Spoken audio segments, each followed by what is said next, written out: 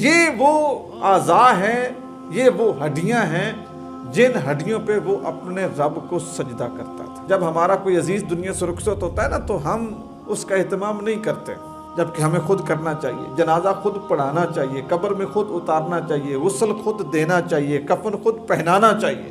ہمارے ذمے اس کا حق ہے، لیکن ہم نہیں کرتے۔ اب تھوڑا سا سمجھ لیں کہ آپ نے اس کفن کو پہنانا کس طرح ہے۔ سب سے پہلے ہے لفافہ۔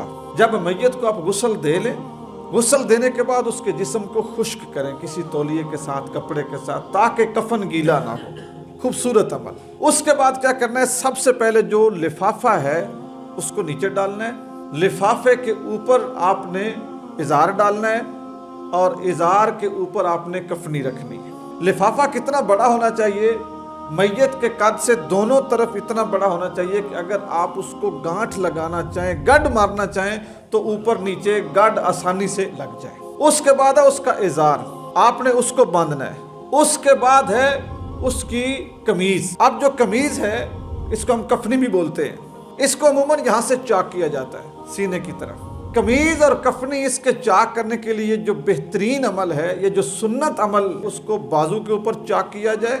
حالانکہ بازو قمیض میں رکھنے نہیں ہیں، بازو بنانے نہیں ہیں، رکھنے نہیں ہے، کھلی ہوگی، لیکن اس کو چاک بازو کی طرف کیا جائے جس سے اس کا سر گزارا جائے، اور جو عورت کی قمیض ہے اس کو چاک سینے کی طرف کیا جائے جس سے اس کا سر گزارا جائے۔ اس سے فائدہ یہ ہوگا کہ جو عورت کے پستان ہیں، جو اس کا سینہ بند ہے، اس کو جب آپ باندھنے لگیں گے تو آپ کو آسانی ہوگی۔ اور مرد کو جب کفنی پہنانی ہے تو کفنی آگے سے اور پیچھے سے برابر ہونی چاہیے لمبائی میں۔ کچھ لوگ پیچھے سے چھوٹی رکھ دیتے ہیں اور آگے سے لمبی کر دیتے ہیں۔ کتنی بار ایسا ہوا، بحث کرنی پڑی، وہ آتے ہیں لکھوانے کے لیے، انہوں نے دوری اس طرح کی ہوتی ہے کہ گویا آپ کے میت کے گلے میں آپ نے کوئی تختی لٹکانی ہے کہ شناخت ہو جائے کہ یہ فلاں بندہ ہے۔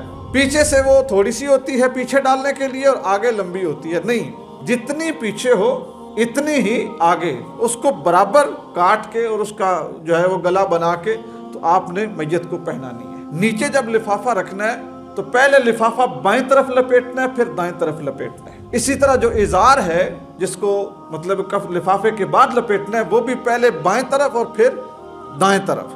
اس کے بعد کفنی پہنانی ہے، اور جو میت کے بازو وغیرہ ہیں وہ ساتھ لگا دینے ہیں، اور پھر کوئی کپڑا وغیرہ لے کے یا کوئی لے کے دوسرا کپڑے کی تار یا اس کوئی کاتر یا رسی کپڑے کی بنا کے اس کو باندھ دیں تاکہ قبر میں اتارتے ہوئے کفن اترے نہیں یا کفن ڈھیلا نہ ہو اور میت کو تکلیف نہ ہو۔ یہ اس کو کفن دینے کا طریقہ ہے۔ کفن جب دے لیں تو پھر جو میت کے وہ اعضاء ہیں جن پہ وہ سجدہ کرتا ہے، ہاتھوں کی ہتھیلیاں، گھٹنے، چہرہ، ماتھا، یہ وہ اعضاء سجدہ ہیں۔ ان کے اوپر خوشبو لگانا مستحب عمل ہے کہ یہ وہ اعضاء ہیں، یہ وہ ہڈیاں ہیں جن ہڈیوں پہ وہ اپنے رب کو سجدہ کرتا تھا۔ تو جس وقت آپ نے یہ خوشبو وغیرہ اس کے اوپر لگا دی تو اس کے اوپر پھول رکھنا، پھولوں کی پتیاں رکھنا اور کوئی سبز پتے رکھنا، یہ بھی مستحب عمل ہے کہ ان میں زندگی ہوتی ہے اور وہ اللہ کا ذکر کرتے ہیں۔